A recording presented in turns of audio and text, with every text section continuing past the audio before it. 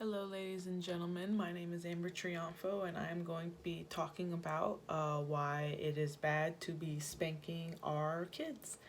So, everybody at some point in their lives is going to have to deal with a child, whether it be taking care of your niece, nephew, little cousin, or you're babysitting the neighbor's kid for a couple of bucks or something, or even if you have your own child.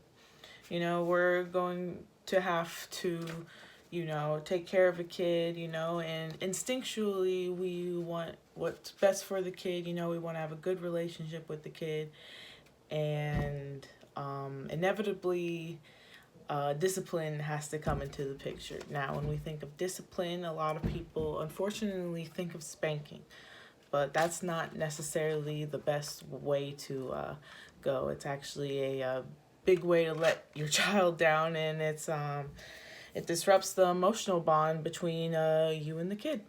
So it doesn't spanking doesn't cause just physical harm. It can also cause detrimental mental health, as well as violates their rights as a human being. So we need to abolish spanking completely. According to a meta-analysis over 50 years from Elizabeth Gershoff, she published this study in 2016, and it showed over 50 years over with 160,000 kids that spanking just causes nothing but trouble. It causes mental issues, aggression, antisocial behavior, depression. It can disrupt the emotional bond between a child and parent. The only one good thing that spanking was shown to do was to have the kid get disciplined right then and there. But later on, that feeling fades and they're completely back to normal. So it's no good. And what makes it more of a human rights issue is that in schools that allow spanking, uh, um, black kids and children with disabilities are more prone to getting punished, according to 160,000 cases during 2013 and 2014 from the University of Austin, Texas.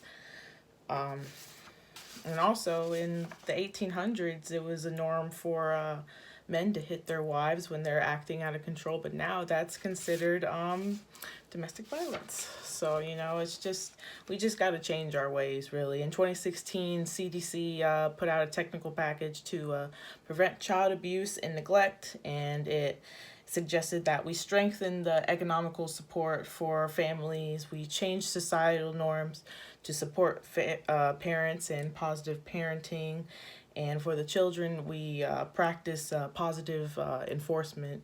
Basically, we talk to them about the problem and let them know, hey, we can't do that. Kids are more they're more smart than we think. They're very sensitive beings. So, if we instill fear in them, that's just going to cause nothing but trouble.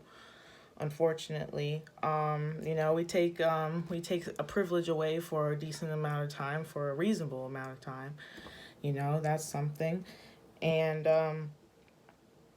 yeah, patience just plays a big part, and all of this creates good examples for children and can continue for generations and can break possibly the spanking generational curse that we have with ourselves. Um, because spanking is just brought from generation to generation, because when you spank a kid, the kid grows up to think that that's okay, and that's how that thing continues to stay alive. So if we get rid of that, we could possibly reduce depressions and suicides in teens and adults tremendously. Just saying. Sweden legalized spanking in 1979, and 58 other countries followed that. And the first countries to abolish spanking are on the world's top 10 happiest countries, according to the UN CDSN in 2019. So, maybe it wouldn't be a bad idea to follow along in the uh, making spanking illegal footsteps. So the world's not probably going to be a better place, but when you have a great relationship with your cousin, your nephew, or even your own little child, you know, the world's gonna definitely seem like a better place. So we just have to break the norms, you know, break the pattern, practice patience, love our children, and, you know, just create a loving and trusting foundation with our children before we even think about spanking them, you know, and that could get us a long way. And yeah, have a good day.